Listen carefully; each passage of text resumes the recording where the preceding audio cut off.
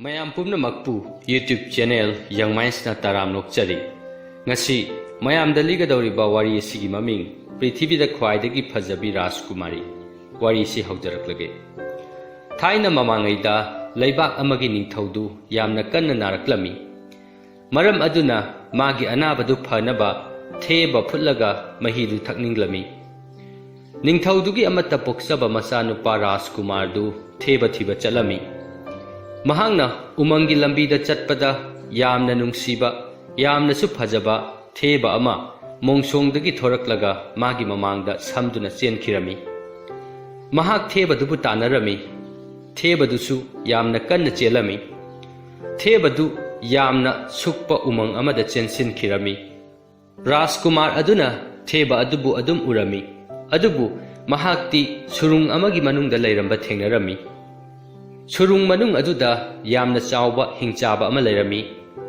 ꯔꯥꯖꯀꯨꯃꯥꯔꯗꯨꯗꯤ ꯍꯤꯡꯆꯥꯕꯗꯨ ꯎꯕꯗ ꯌꯥꯝꯅ ꯀꯤꯔꯝꯃꯤ꯫ ꯍꯤꯡꯆꯥꯕꯗꯨꯅ ꯑꯣ ꯑꯣ ꯍꯥꯏꯅ ꯂꯥꯎꯔꯛꯄꯗꯨꯗ ꯁꯨꯔꯨꯡꯗꯨ ꯅꯤꯛꯂꯝꯃꯤ꯫ ꯍꯤꯡꯆꯥꯕꯗꯨꯅ ꯍꯥꯏꯔꯛꯂꯝꯃꯤ, "ꯅꯪꯅ ꯑꯩꯒꯤ ꯊꯦꯕꯁꯤ ꯐꯥꯒꯦ ꯈꯟꯕ ꯅꯠꯇ꯭ꯔꯥ?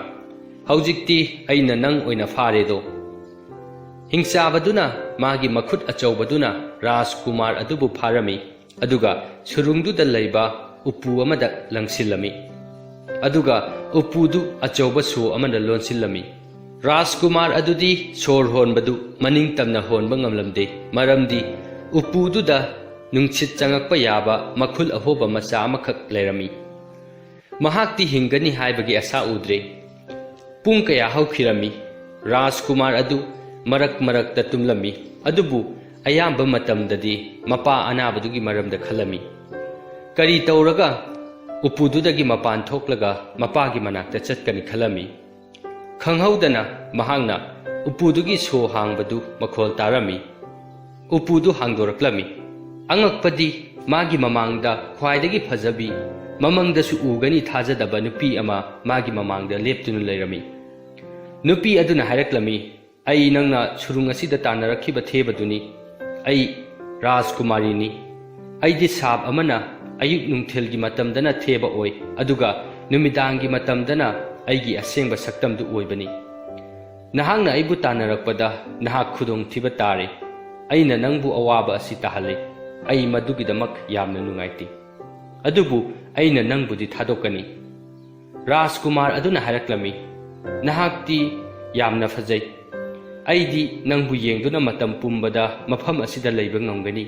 ꯔꯥꯖꯀꯨꯃꯥꯔꯤ ꯑꯗꯨꯅ ꯍꯥꯏꯔꯛꯂꯝꯃꯤ, "ꯑꯗꯨꯕꯨ ꯑꯌꯨꯛ ꯅꯨꯡꯊꯤꯜꯗꯗꯤ ꯅꯪꯅ ꯑꯩꯕꯨ ꯊꯦꯕ ꯑꯣꯏꯅ ꯎꯒꯅꯤ꯫ ꯃꯇꯝ ꯄꯨꯝꯅꯃꯛꯇ ꯅꯨꯃꯤꯗꯥꯡ ꯑꯣꯏꯕꯗꯤ ꯌꯥꯔꯣꯏ꯫ ꯍꯤꯡꯆꯥꯕ ꯑꯗꯨꯁꯨ ꯃꯇꯝ ꯑꯃ ꯍꯦꯛꯇꯗ ꯂꯥꯛꯄ ꯌꯥꯏ꯫ ꯍꯧꯖꯤꯛꯇꯤ ꯃꯍꯥꯛ ꯁꯥ ꯇꯥꯟꯕ ꯆꯠꯈ꯭ꯔꯕꯅꯤ꯫ ꯃꯔꯝꯗꯤ ꯅꯪ ꯈꯛꯇꯪꯅꯗꯤ ꯃꯥꯒꯤ ꯆꯔꯥ ꯐꯥꯔꯣꯏ ꯈꯟꯕꯒꯤꯅꯤ꯫ ꯄꯪꯒꯅꯨ꯫ ꯑꯩꯅ ꯁꯨꯔꯨꯡꯁꯤꯗꯒꯤ ꯊꯣꯛꯈꯤꯅꯕ ꯂꯝꯕꯤꯗꯨ ꯇꯥꯛꯀꯦ꯫ ꯅꯌꯨꯝ ꯌꯧꯅꯕ ꯆꯠꯈ꯭ꯔꯣ." ꯔꯥꯖꯀꯨꯃꯥꯔ ꯑꯗꯨꯅ ꯔꯥꯖꯀꯨꯃꯥꯔꯤ ꯑꯗꯨꯕꯨ ꯃꯥꯒꯤ ꯊꯧꯖꯥꯜ ꯍꯩꯕ ꯑꯗꯨꯒꯤꯗꯃꯛ ꯊꯥꯒꯠꯂꯝꯃꯤ꯫ ꯃꯍꯥꯛ ꯔꯥꯖꯀꯨꯃꯥꯔꯤ ꯑꯗꯨꯅ ꯍꯥꯏꯕꯗꯨ ꯇꯧꯔꯝꯃꯤ꯫ ꯃꯌꯨꯝ ꯌꯧꯒꯗꯕ ꯈ꯭ꯋꯥꯏꯗꯒꯤ ꯅꯛꯄ ꯂꯝꯕꯤꯗ ꯆꯠꯂꯝꯃꯤ꯫ ꯑꯗꯨꯕꯨ ꯃꯍꯥꯛꯅ ꯀꯣꯅꯨꯡꯗꯨ ꯌꯧꯕꯗꯗꯤ ꯃꯥꯒꯤ ꯃꯄꯥꯗꯨꯗꯤ ꯁꯤꯗꯨꯅ ꯂꯩꯔꯝꯂꯦ꯫ ꯀꯣꯅꯨꯡꯗꯨ ꯃꯤꯀꯞ ꯃꯤꯔꯥꯎꯈꯣꯜꯅ ꯄꯤꯛ ꯊꯜꯂꯝꯃꯤ꯫ ꯔꯥꯖꯀꯨꯃꯥꯔ ꯑꯗꯨ ꯊꯋꯥꯏ ꯌꯥꯝꯅ ꯋꯥꯔꯝꯃꯤ꯫ ꯃꯍꯥꯛ ꯀꯣꯅꯨꯡ ꯑꯗꯨꯗ ꯃꯈꯥ ꯇꯥꯅ ꯂꯩꯕ ꯉꯝꯂꯣꯏ ꯈꯜꯂꯝꯃꯤ꯫ ꯃꯄꯥꯒꯤ ꯃꯊꯧ ꯃꯉꯝ ꯄꯥꯡꯊꯣꯛꯂꯕ ꯃꯇꯨꯡꯗ ꯃꯍꯥꯛ ꯃꯌꯨꯝ ꯃꯀꯩ ꯂꯩꯇꯕ ꯃꯤ ꯑꯃꯒꯨꯝ ꯀꯣꯅꯨꯡ ꯊꯥꯗꯣꯛꯇꯨꯅ ꯀꯣꯏꯆꯠ ꯆꯠꯂꯝꯃꯤ꯫ ꯃꯍꯥꯛꯅ ꯁꯨꯝ ꯂꯥꯛꯄꯗ ꯉꯥ ꯐꯥꯕ ꯅꯨꯄꯥ ꯑꯃ ꯊꯦꯡꯅꯔꯝꯃꯤ꯫ ꯃꯍꯥꯛꯀꯤ ꯔꯥꯖꯀꯨꯃꯥꯔꯒꯤ ꯐꯤꯖꯣꯜ ꯑꯗꯨꯒ ꯉꯥꯃꯤꯗꯨꯒꯤ ꯃꯐꯤ ꯃꯔꯣꯜꯗꯨꯒ ꯑꯣꯟꯅꯔꯝꯃꯤ꯫ ꯃꯍꯥꯛꯇꯤ ꯃꯤꯌꯥꯝꯅ ꯃꯍꯥꯛꯄꯨ ꯔꯥꯖꯀꯨꯃꯥꯔꯅꯤ ꯍꯥꯏꯕꯗꯨ ꯈꯪꯍꯟꯅꯤꯡꯂꯝꯗꯦ꯫ ꯉꯥꯃꯤꯗꯨꯒꯤ ꯐꯤꯖꯣꯜꯗꯨ ꯁꯦꯠꯇꯨꯅ ꯂꯩꯕꯥꯛ ꯑꯃꯗꯒꯤ ꯂꯩꯕꯥꯛ ꯑꯃꯗ ꯆꯠꯂꯝꯃꯤ꯫ ꯃꯍꯥꯛꯀꯤ ꯆꯥꯅꯕ ꯉꯥꯁꯨ ꯐꯥꯔꯝꯃꯤ꯫ ꯉꯥꯃꯤꯗꯨꯅ ꯃꯉꯣꯟꯗ ꯄꯤꯔꯛꯄ ꯉꯥ ꯐꯥꯅꯕ ꯂꯥꯡ ꯑꯗꯨ ꯑꯉꯛꯄ ꯂꯥꯡ ꯃꯈꯜ ꯑꯃꯅꯤ ꯈꯜꯂꯝꯃꯤ꯫ ꯃꯔꯝꯗꯤ ꯂꯥꯡ ꯑꯗꯨ ꯁꯃꯨꯗ꯭ꯔꯒꯤ ꯈ꯭ꯋꯥꯏꯗꯒꯤ ꯆꯥꯎꯕ ꯉꯥꯅꯕꯨ ꯊꯥꯗꯠꯄ ꯉꯝꯂꯝꯗꯦ꯫ ꯃꯥꯅ ꯃꯁꯥ ꯃꯊꯟꯇ ꯍꯥꯏꯖꯔꯝꯃꯤ, "ꯂꯥꯡ ꯑꯁꯤꯗꯤ ꯏꯁꯣꯔꯒꯤ ꯊꯧꯖꯥꯜ ꯐꯪꯂꯕꯖꯥꯠꯅꯤ." ꯔꯥꯖꯀꯨꯃꯥꯔ ꯑꯗꯨꯅ ꯀꯣꯏꯆꯠ ꯆꯠꯄꯗ ꯁꯍꯔ ꯑꯃꯗ ꯑꯆꯧꯕ ꯀꯨꯝꯍꯩ ꯑꯃ ꯄꯥꯡꯊꯣꯛꯂꯝꯕ ꯊꯦꯡꯅꯔꯝꯃꯤ꯫ ꯅꯨꯃꯤꯗꯥꯡ ꯋꯥꯏꯔꯝ ꯈꯨꯗꯤꯡꯒꯤ ꯅꯤꯡꯊꯧꯒꯤ ꯄꯥꯎ ꯄꯨꯕ ꯃꯤꯅ ꯁꯒꯣꯜ ꯊꯧꯗꯨꯅ ꯂꯥꯛꯂꯒ ꯂꯥꯎꯔꯝꯃꯤ, "ꯂꯩꯕꯥꯛ ꯑꯁꯤꯒꯤ ꯔꯥꯖꯀꯨꯃꯥꯔꯤ ꯑꯁꯤꯅ ꯄ꯭ꯔꯤꯊꯤꯕꯤꯗ ꯈ꯭ꯋꯥꯏꯗꯒꯤ ꯐꯖꯕꯤ ꯔꯥꯖꯀꯨꯃꯥꯔꯤꯅꯤ." ꯃꯗꯨ ꯇꯥꯕꯗ ꯔꯥꯖꯀꯨꯃꯥꯔ ꯑꯗꯨꯅ ꯃꯍꯥꯛꯄꯨ ꯁꯨꯔꯨꯡꯗꯒꯤ ꯊꯥꯗꯣꯛꯄꯤꯔꯛꯈꯤꯕꯤ masak matau fajabi Rajkumari adubu ningsinglaklammi. Rajkumar aduna masa mathanta haijarami. Prithibigi masak khwaidagi fajabi Rajkumari ni haina haujikta lauramba aduna surungda leihaubi Rajkumari adudagi fajaba henba jala. Madu khangdoknaba leibag asigi Rajkumari adu yengludaba yade. Kanana hena fajabage haibadu khangdoktaba yade. Rajkumar adu leibag adugi Rajkumari adu yengnaba leibag adugi konungda laklami. Tanjaduda Rajkumari adu yumthakta kakhalaklammi. Rajkumari du masak yamna fajarami adubu magi natondu khitang khoirami. Rajkumar aduna mahakti surungda leihaubi Rajkumari aduga changdamnaba yaroi khalami. Ngami gi phijol chetliba Rajkumar aduna hairami. Rajkumari asidi prithibida khwaidagi fajabi Rajkumari nate. Mangondagi hena fajabi Rajkumari ama leiri. Mahaki manakta leiramba miyoisingna mana hairibadu tarami. Makhoina paudu konungi thongakpasingda tamlami. Thongakpasing aduna mabu faraga ningthaugi manakta purami. Ningthauduna sauna hairaklami. Aigi isanupi Rajkumari asi prithibi sida khwaidagi masak fajabi Rajkumari natte haibadu ngami nangnara. Nangna isanupidagi hena fajabi Rajkumari ama khangi hai. Ai ningthauni nalamdrabadi nahak ngasai na hatok lamlagadabani. Nangna hairiba wafamdu chummi haina utchanaba aina nangonda khudong chaba ama piri. Aigi Rajkumari asina prithibisida khwaidagi fajabi Rajkumari natte haina nangna utpa ngamdrabadi nahak sibagi chairak pigani. Nangna hairiba wafamdu chummi utchanaba nangna khangiba Rajkumari du mafam asida purakadabani. Rajkumar aduna hairami. Ining thaubu thagachari. Ining thauna hapta anigi matam pibiraba amadi hapta anigi matungda Rajkumari adubu okpagi achauba kumhai ama pangthokani hairaba ai prithibigi khwaidagi fajabi Rajkumari adu lauba chaluge. Rajkumari adu iningthaugi konungsida pujarake. Ningthau adudi ngami nupadugi wahaiduda ngaklami. Ngami adunabu Rajkumari karamna khangnaramgadabano khalami.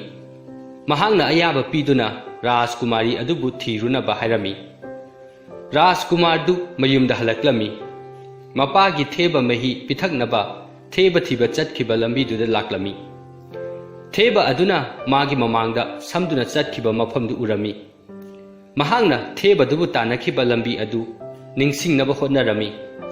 Umang aduda ising isaugumba ama thokhibagi khudam changdam phanglami. Surungdugi changphamdusu loina phunjilamle. Mahangna surung changphamni khanba mafamduda tawrami adubu surungi changphamdudi oiramde. Mafamdudagi khara chathoklaga amuk tawbada surungi changpham adu achauba thong amana oiramba thengnarami. Changphamdu yamna cheksinna lolami. Mahangna thongduda kanna thilami. Thongdu tapna hangdoraklami. Aduga ahal oirabi nupi amana mangonda hairaklami. Ai Rajkumari asigi mamani. Nang Rajkumari asibu kanba lakadaba Rajkumar adu nattabra.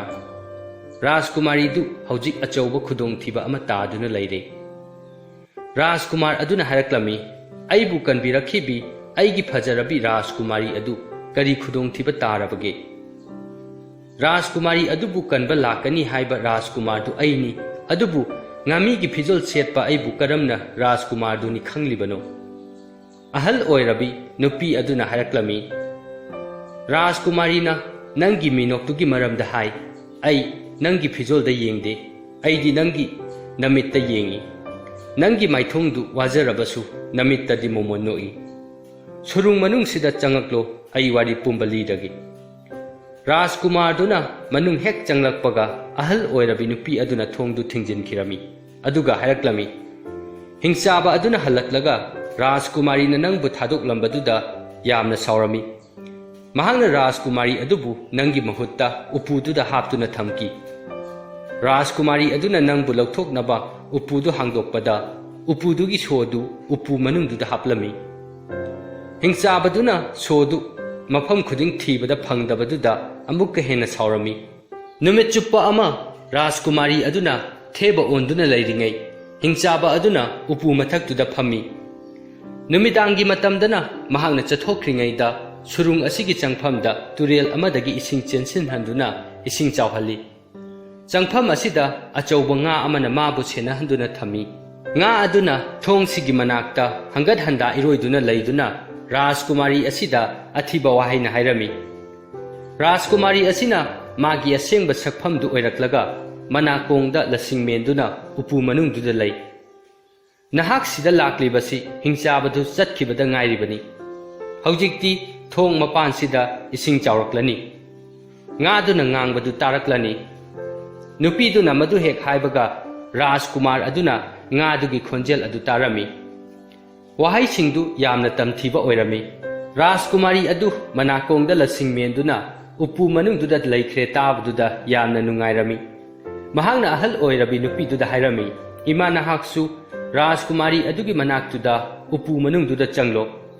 ai iroibe yamna hai aina thongsi hangdoklage aduga iroiduna lake upu sidi una sabanina isingda tawgani nahaksu upu manungduda changlo upu duda tawduna surungi mapalda thoklasi ahal oirabi nupi duna haraklami nahakti tamthiraba ngasi karamna phawraga chatkani Rajkumar aduna khumlami madugidamak kibirunu khwaidagi kanba ngana thadatpa ngamdaba lang ingonda yauri aina ngadu phagani ngayu ai tawge Rajkumari adugi nakongdagi lasing adusu lauthokluro ai lake haibiruso mahakpu pakhat hanbiganu upu manungduda mikup amatang lebiyu ahal oirabi nupidu Rajkumar aduna haibagi matung ina upu manungduda changkhirami Rajkumar aduna surungi thongdu hangdoklami ngadu mahak tamna changsilaklami Rajkumar aduna ngadubu langduna pharami aduga turel adugi mapanda pukhalami mahangna ngadu hatlaga nga makudu khoklaga furit khawda hablami Rajkumari yawba upu adusu ising mathakta tawrami Rajkumar duna langdu upu mathaktuda thamlaga upudu kangphada chingkhatlami Rajkumari amadi ahal oirabi nupidu upududagi thoraklami Rajkumar adudi Rajkumari du ubada hena nungsirami khu khuda kullaga magi mamangda leirami madi Rajkumari adugi phajabada mamit tanglabugumbani Rajkumari aduna haraklami ai nangna aibu lawba laktuna aigi awabasi nongmadi kokhangani haiba khangi adubu nangna lakibasi matam kharadi kuire Rajkumar aduna wari pumbadu mangonda lirami mahangna makha tarami nahangna aibu hingchabadudagi kanbirakhibani aina nangbu kanba ngambasida aisu yamna nungaire handaksu nangna aigi punsibu kanbiyu aina nangbu ningthaudugi manakta puduna prithibida khwaidagi phajabi Rajkumari adu nangni haina utkadawribani natrabadi ai hatkhigadauribani Rajkumari aduna hairaklami aisu kumhai aduda chatke nungdangda pangthokani haibaduna hena nungaire Rajkumar amadi ahal oirabi nupidu Rajkumari aduga loinana laibak aduda Rajkumari aduna prithibida khwaidagi masak phajabi nupini haina utpalaklami makhoina laibaktuda yawbadadi numit tare makhoi konungdu yawrakpadadi ningthaugi larmiduna Rajkumar adubu hatnaba sem sarami kananasu ngami aduna Rajkumari amabu purakpa ngamloi khanarami Rajkumar amadi ahal oirabi nupiduna Rajkumari du upududa lotuna puraklami ngami aduna ahal oirabi nupi amaga ningthaugi mamangda lepaduda mayamna mangonda noksinbirami makhoina amana amada hainarami aikhoigi Rajkumari asidagi hena phajabi Rajkumari ama mana purakpa ngamloi haibadu ngahana khangkhrabani aduga yengu mana purakibase makhoi yamna kanna noklami ningthaugi lanmiduna ngamidugi manakta mahakpu hatnanaba changlaklami maduda Rajkumar aduna hairami mikup amata ngaibikho ningthaudusu mahakna hairibadu yarami Rajkumar aduna ngamigi phijol adugi furit khawdagi silver machugi nga makusing puthoraklami mafamdu silver machugi laichinna kupsinkhirami Rajkumar aduna mathangi mikopta mahaki furit khawdagi sana machugi nga makusing puthoraklami mafamdu yamna phajaba sana machugi laichinna kupsilaklami adudagi Rajkumari adu upududagi lautoklami laichil singdu mankhirami पृथ्वीगी ख्वाइदगी फजबी राजकुमारी अदु राजकुमार अमदी अहल ओइरबी नुपीदुगी मरक्ता लेप्तुना Laramie लानमीसिंग अदुसु खोंफम हंदोखिरमी Ningthou अमदी मी पुमनमक्तु इकाइदुना ममित्तु लैमाइदै येंगलमी निंगथौदुना हायरक्लमी अई माइथीरे नंगना माइ पाकले अईगी इचानुपी असिना पृथ्वीदा ख्वाइदगी फजबी राजकुमारी ओइरमद्रे अखोइगी राजकुमारी असी मनातोंदा खितंग फैरमले राजकुमारी अमदी अहल ओइरबी नुपीदु राजकुमार की लैबाक्ता हलक्लमी मखोय अनी चावना लुहोंगलमी राजकुमार अदुना ngaगी मकुदु फुरि खाउदुदगी लौथोक्तुना लैमाइदा थादबदुदा राजकुमारी अदुगी साब अदु लोइख्रे महाक थेबा अमुक हना ओनखिद्रे मखोय कोनुंगदा नुंगाइना लैख्रे मखोय उमंगदा चटपदा यामना चेक्सिना चटख्रे अदुगा हिंचाबदसु मखोयगी मनाक्ता लाखिद्रे वारी असि मतांग असिदा लोइसिनजरे वारी असि लिबदा सोइखिबा यावरबसु ताबिरिबा पुम्नमंगना ngakpinaba nolokna हाइजरी।